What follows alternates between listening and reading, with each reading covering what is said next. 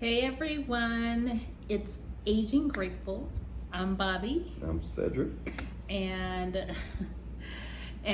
today's video is an update video. It's an update from when I broke my foot. Yeah. If y'all haven't seen that video, there's a video, you just go back and watch Yes, on our channel, there's a video where I broke my foot here. And we're talking about in Mexico. Right. I broke my foot. I went to the emergency room. So the experience, just to catch you guys up to speed if you haven't seen the video, it's just to say it was a great experience, and you want to learn more about that, go watch the video. But since then, that was April 1st. Mm-hmm. So after all of this stuff had transpired, we filed a claim through the insurance company and all that, and kind of forgot about it, to be honest. I know we hadn't heard anything, and I've always been meaning to call the insurance company and check and see what's going on with the claim and stuff like that. And it's just, I never, every time I think about it, it's too late, and then, you know how life happens. Yes, life happens, but we did file the claim. So Yes. we were just really waiting to see about getting this reimbursed and stuff like that. The bill was, it was less than $1,000. Yes. Let's just say that. Less than $1,000 for an incredible experience with emergency rooms and orthopedic surgeons and everything. So, but anyway, so tell them what happened. So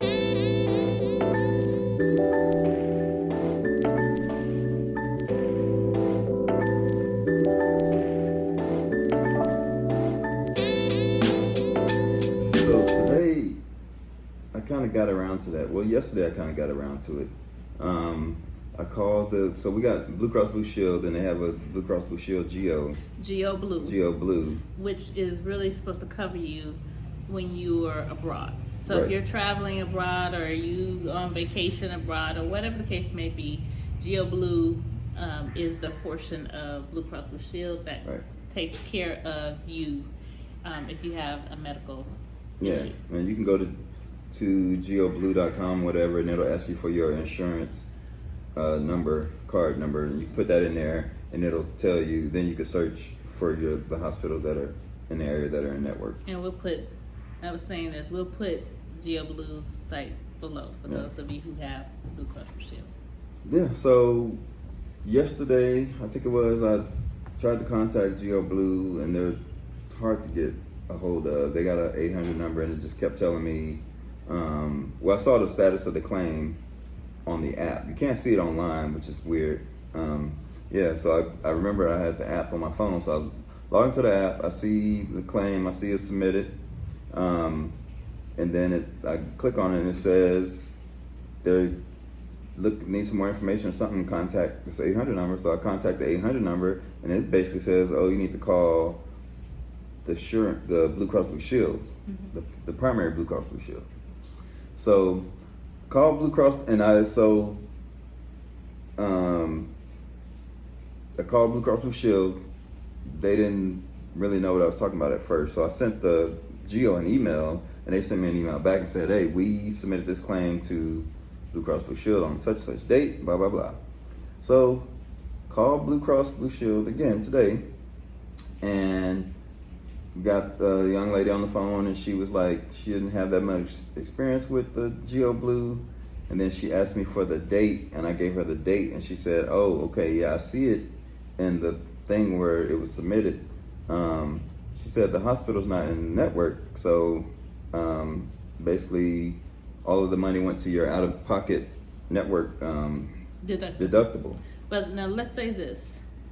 If you saw our video before, in the video, we specifically stated we called before I went to the emergency room. Yes. This is important because we actually called before then, but then once we were told that if we're in a situation where we have to go to the emergency room and you have the ability to call and get pre-authorization, which is what we did. Right. And we confirmed that they were in network. The hospital that we went to was in network Right. at that time. Right. So back to you.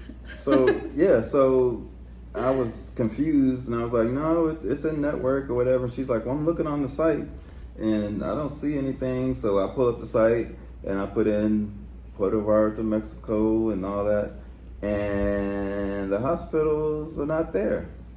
I'm like, okay, well, they were definitely there on April 1st. Correct. I said, because we spent 4 hours waiting to get, confirmed that it was the right hospital on the phone before we even went over there.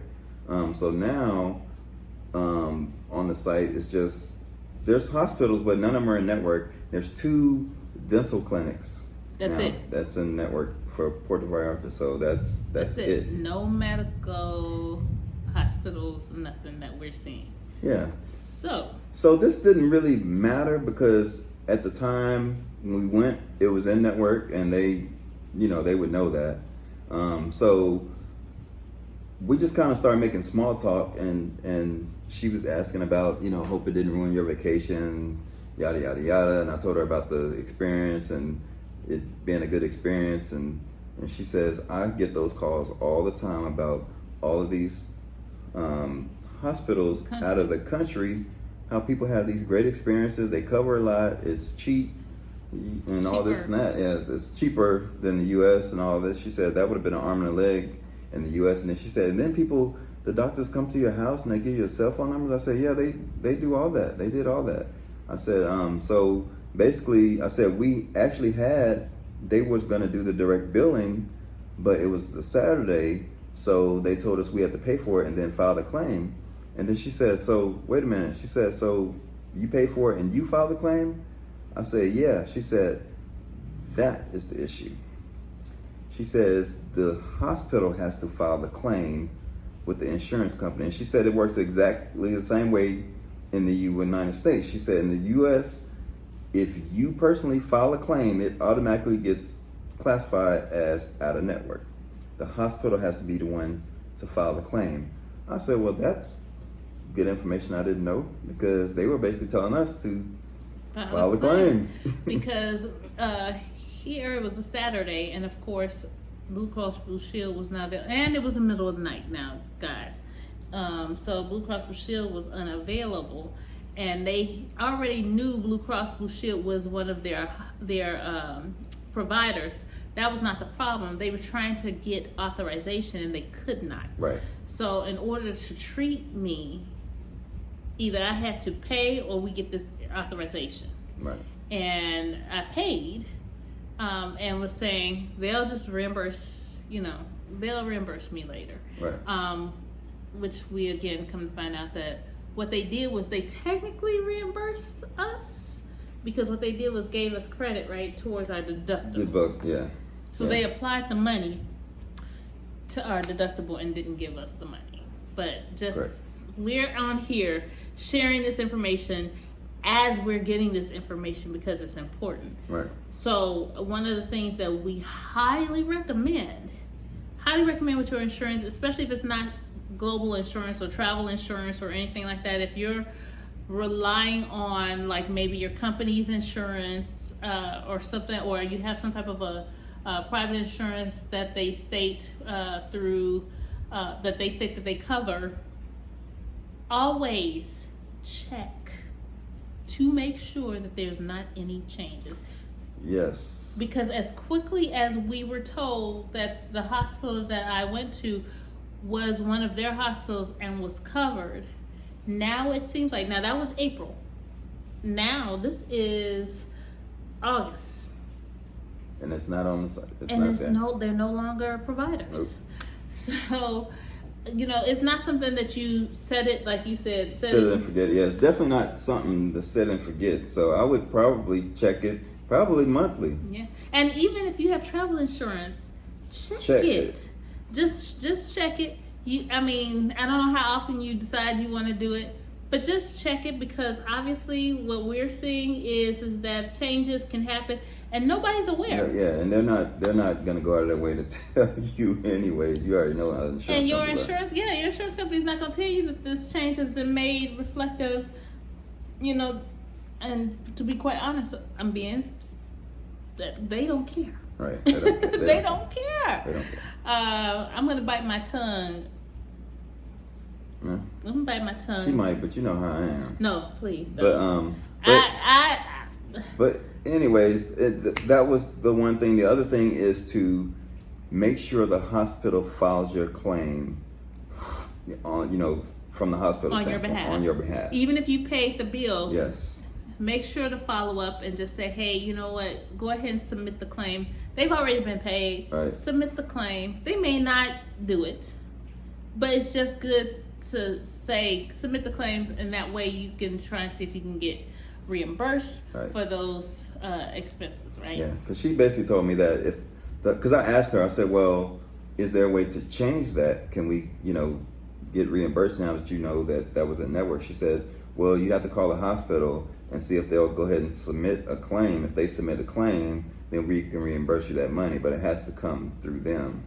So I'm like, I said, is it really? I mean, it was a decent dollar amount, but it's definitely. I told her, I said, it'd probably just be more of a lessons learned. Now, if we paid, $20,000-$30,000, now we'd be, flying in, going to the hospital. Like, look, y'all need to file this claim, but absolutely. But it's definitely a lessons learned, just all the way around with insurance. I didn't realize that, So we would definitely be looking at other alternatives too. Yes. In the future. Yes. Because again, lessons learned. But we're sharing this stuff live with you guys as we are learning this stuff, right? Right. So we appreciate you guys. Comment. Yeah, and if you got any travel insurance suggestions or whatever, let us know. We can start looking at that, because I think it'd be a good backup plan, not back or just a secondary. A good insurance. Yeah. Right. But yes, comment, like, subscribe to this channel, hit that notification button so that you will be alerted when we actually start talking more about all of the stuff that's going on with us. Yeah. We also are on Patreon, and you can buy us a coffee if you like. Buy us 2 coffees. Can we share a coffee? We can share a coffee. Well, you always get, coconut milk, which is. But hey, buy us coffee. If you like these videos, or thinking about some other things that you might want to know about us, or as far as our journey is concerned, let us know. Right. Yeah. All right, with that being said, you have anything else to add? Deuces. Bye.